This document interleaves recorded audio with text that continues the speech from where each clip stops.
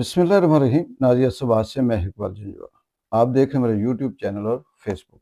आपसे रिक्वेस्ट है आप इस चैनल को सब्सक्राइब करें, कमेंट्स करें और अपनी आरा से आगाह करें।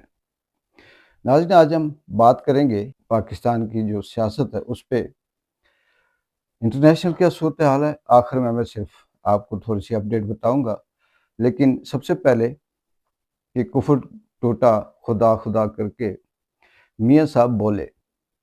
मियाँ साहब ने आज मरी में खिताब कहें, मीडिया टॉक कहें या अपने जो सियासी बयानात थे वो कहें, उन्होंने दिए। मियाँ साहब को सियासत के अंदर अगर हम ये कहें कि कई दहाइयाँ गुजर गई, 5-6 दहाइयाँ उन्हें सियासत में हो गए।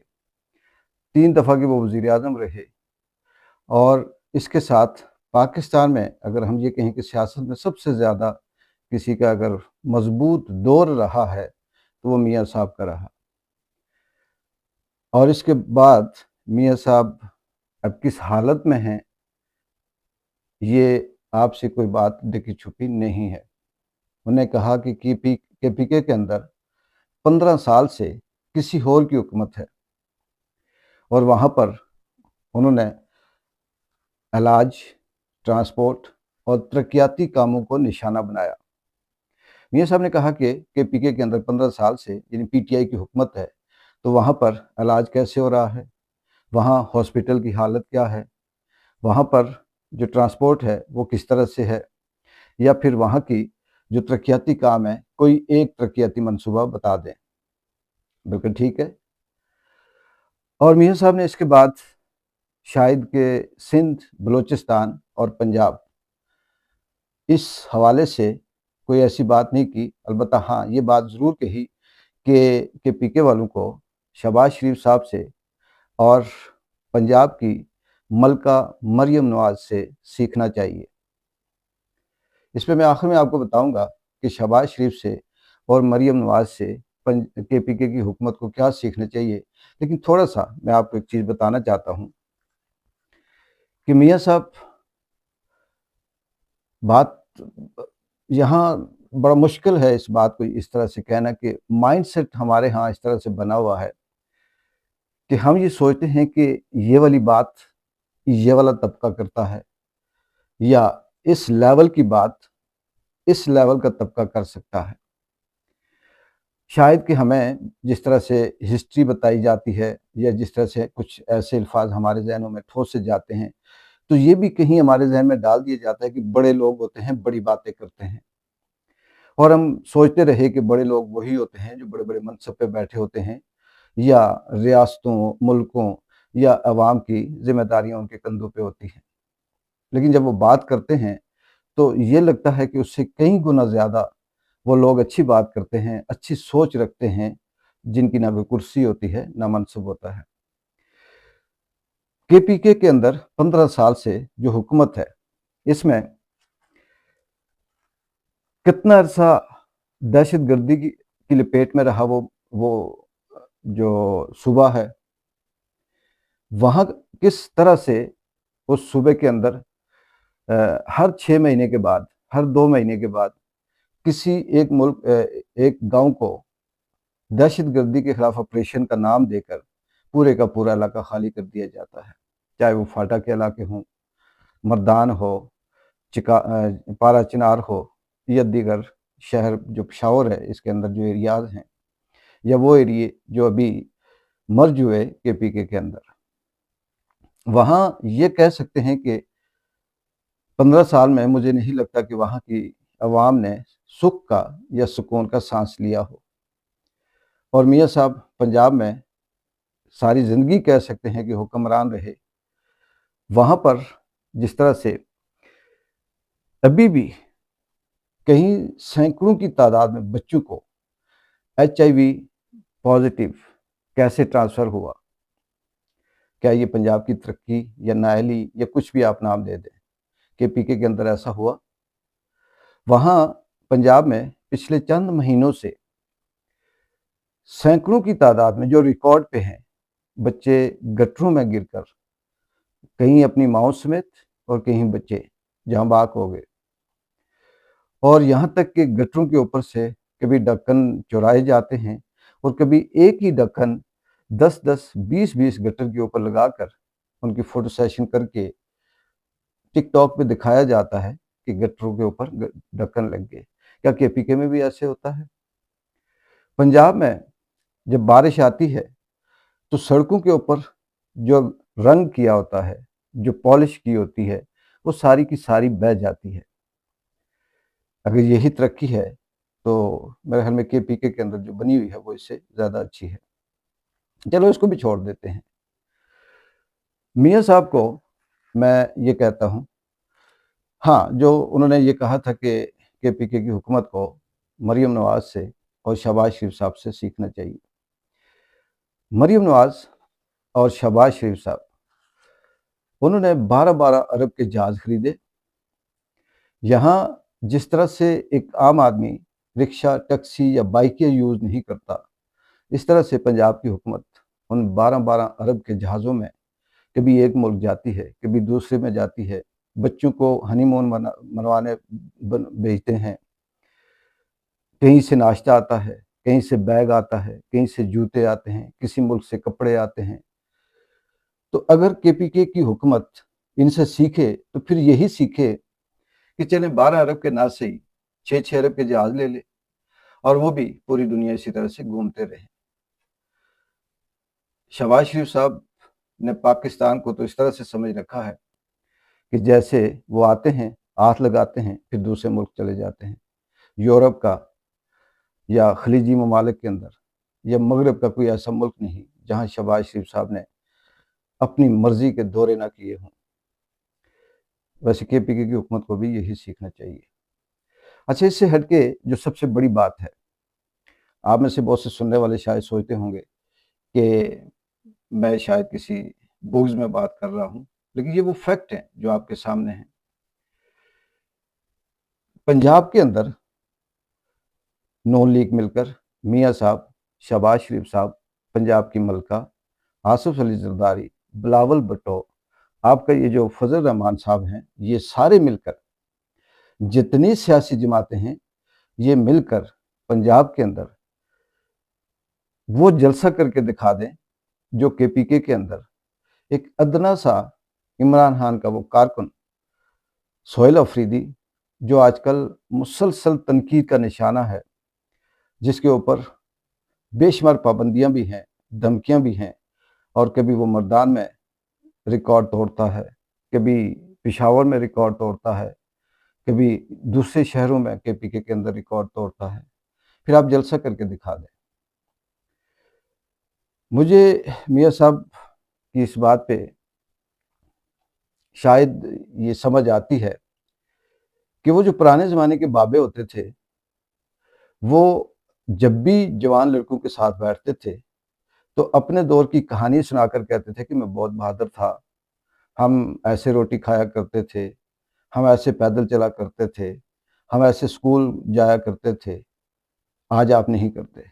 मियाँ साहब शायद उस दौर की बात कर रहे हैं, क्योंकि जो सहूलतें, जो कंधे, जो सहारे मियाँ साहब को, मियाँ साहब की बेटी को, मियाँ साहब के भाई को और मियाँ साहब के तमाम उन लोगों को जो उनके साफियों में से हैं, मीडिया में से हैं, सियासत में से हैं, सबको जो मिले हुए हैं, इसमें से 0.001% भी अगर केपीके की हुकूमत को सहारा मिले तो फिर आप मुकाबला कर लें।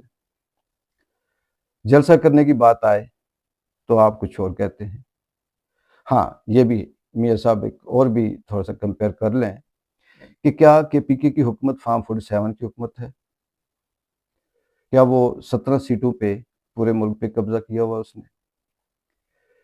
ठीक है, आपकी मजबूरियां होंगी, कंप्रोमाइज होंगे, बहुत कुछ आपकी फाइलें आपके सामने रखी जाती होंगी, जैसे आजकल ट्रंप के सामने नेतन्याहू ने रखा हुआ है और वो कभी इधर की बात करता है, कभी उधर की।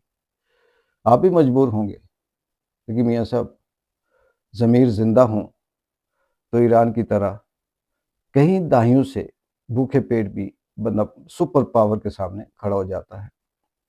ज़मीर ज़िंदा हो तो पूरी दुनिया में अपना नाम कमाने वाला جسے ہم نہیں دشمن بھی ہیرو کہتا ہے، پاکستان کے اندر اس نے ایسے ایسے ترقیاتی یا سماجی کام کیے، شاید کہ آپ کے حصے میں وہ نہ آئے ہوں، وہ آج جیل میں بند ہے، اس کال کوٹری میں بند ہے جس کا آپ سوچ کر شاید آپ کے پلیٹلیٹس زیرو ہو جائے، صرف کیوں؟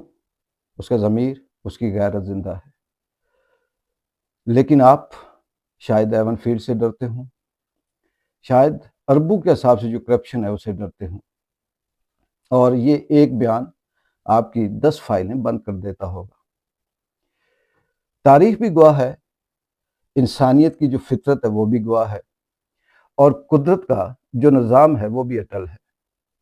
میاں صاحب، ایک وقت ضرور آتا ہے کہ انسان نے جو بویا ہوتا ہے اسے کاٹنا پڑتا ہے، جو اس نے کھایا ہوتا ہے اسے ہضم کرنا پڑتا ہے، جو اس نے اپنی زندگی میں کیا ہوتا ہے اس کا صلہ اسے ضرور ملتا ہے۔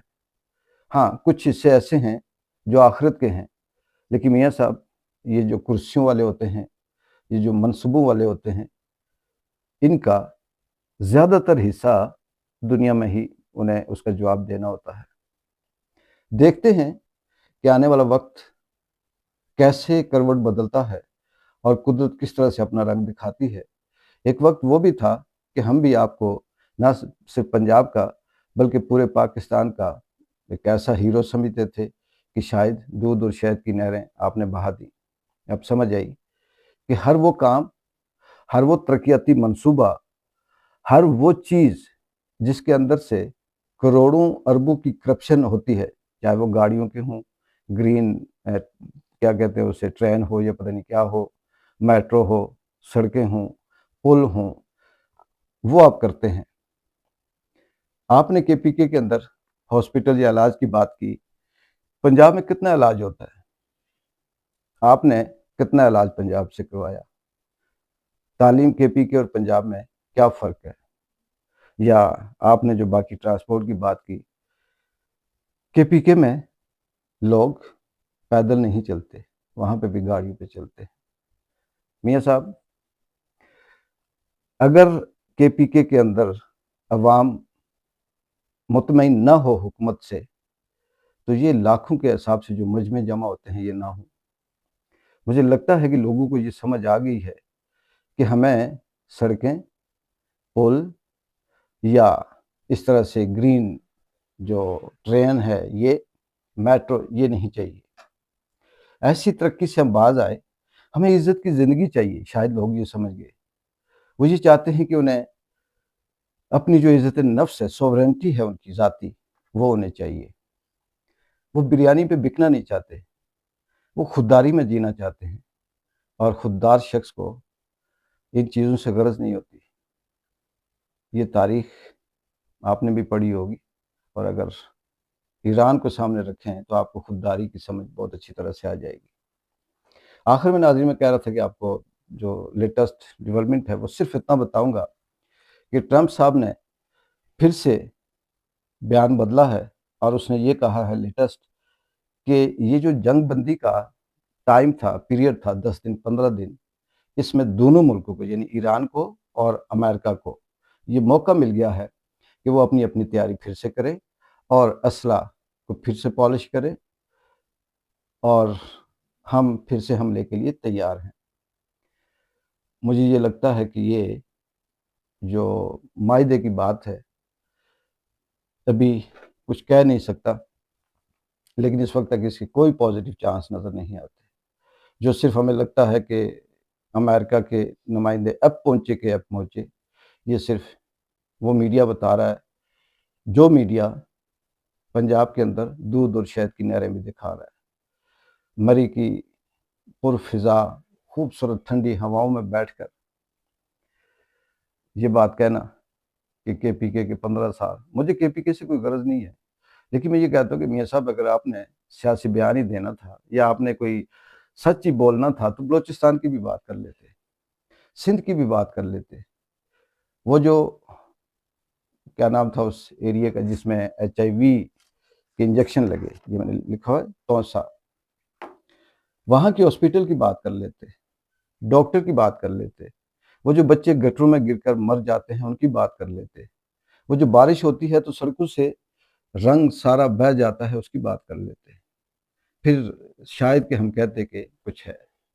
لیکن کے پی کے جس کی حکومت ہے 3 سال سے وہ بند ہے، اور کے پی کے وہ چلا رہا ہے جو ایک ادنا سا کارکن ہے، اور یہ اس کے کہنے پہ چلا رہا ہے جو جیل میں بند ہے۔ آپ کے پیچھے نون لیگ کے کارکنوں نے جانیں دی، قربانیاں دی، 60 70 سال زندگی کے آپ کے پیچھے گال دیے، آپ نے انہیں چپراسی سے اوپر بھی نہیں آنے دیا۔